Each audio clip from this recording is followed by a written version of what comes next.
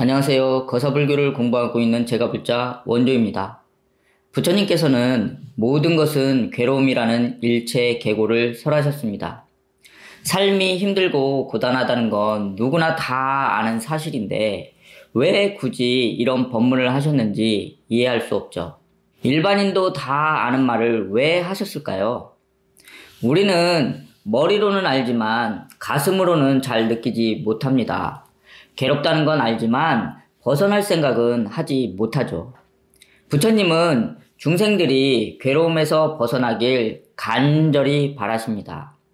부처님께서 일체 계고를 설하신 이유는 괴로움을 제대로 알아야 벗어날 생각이라도 할 수 있고 반드시 벗어날 수 있다고 말씀하신 것이죠.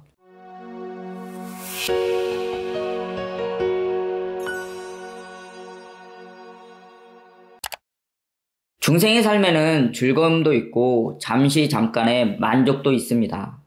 모든 것이 괴로움이라고 생각되지 않죠. 하지만 모든 것에는 끝이 있습니다. 지금은 즐거워도 즐거움이 끝나고 나면 다시 괴로워지죠. 잠깐의 만족이나 당장의 행복도 지나고 나면 괴로움이 시작됩니다. 사람들은 괴로움에 대해 알지 못하고 괴로움이 있다는 것도 알지 못하죠. 힘들기는 하지만 아직 살만하고 아직은 버틸만해서 괴로워 죽을 것 같지는 않습니다. 죽을 것 같이 힘들고 괴로워야 벗어날 생각이라도 할 텐데 아직은 살만하니까 괴로워도 움직이질 않죠. 자신에게 어떤 괴로움이 있는지도 모르고 자신이 괴로움 속에서 살고 있는 줄도 모르죠. 벗어날 생각은 꿈도 꾸지 못합니다. 벗어날 생각은 못해도 먼저 세상에 존재하는 괴로움에 대해 알아야 합니다. 그래야 부처님께서 모든 것이 괴로움이라고 하신 법문이 이해될 것 같거든요. 세상은 나와 나 이외의 세상으로 구분됩니다. 따라서 괴로움도 나로 인해 발생하는 괴로움이 있고 세상에 태어났기 때문에 겪어야 하는 괴로움이 있죠. 나로 인해 발생하는 괴로움 중에 자신이 외부 요인을 어떻게 받아들이느냐에 따라 괴로움이 되기도 합니다. 몸이 아프거나 돈이 없거나 무언가 부족할 때 또는 환경의 변화에 따라 상대적으로 느끼는 괴로움이죠. 상대적이라고 말씀드린 이유는 나는 괴롭지만 다른 사람은 괴롭지 않을 수도 있거든요. 예를 들어 어떤 사람은 가을이면 외로움을 느끼지만 어떤 사람은 아무렇지도 않죠. 어떤 사람은 돈이 적어도 행복하지만 어떤 사람은 돈이 많아도 불행합니다. 상대적으로 괴로움이 생긴다는 것이죠. 이는 자신이 어떠한 기준과 역량을 가졌느냐에 따라 달라집니다. 자신의 수준에 따라 행복이 되기도 하고 불행이 되기도 하죠. 이러한 괴로움은 학문이나 기술 또는 교육을 통해서 해결할 수도 있고 존재 자체의 감사함이나 스스로 만족하여 해결이 가능합니다. 설령 부족해도 이만큼 했으면 됐다, 이만큼 얻었으면 됐다고 스스로 만족하거나 이 정도면 다행이라고 긍정적으로 생각하고 감사하다고 생각할 수 있다면 해소할 수 있죠. 나로 인한 괴로움 중 다른 하나는 생각과 마음이 달라서 정신적 갈등에서 오는 괴로움이 있습니다. 아무리 돈이 많고 아무리 건강해도 사람이 싫으면 괴롭죠. 인간관계에서 갈등이 없는 사람은 없습니다. 생각과 마음이 다르기 때문이죠. 부부 갈등, 고부 갈등, 상사와의 갈등, 동료와의 갈등, 정치적 갈등, 종교적 갈등이 이에 해당합니다. 생각과 마음이 달라서 서로 미워하고 증오하게 되죠.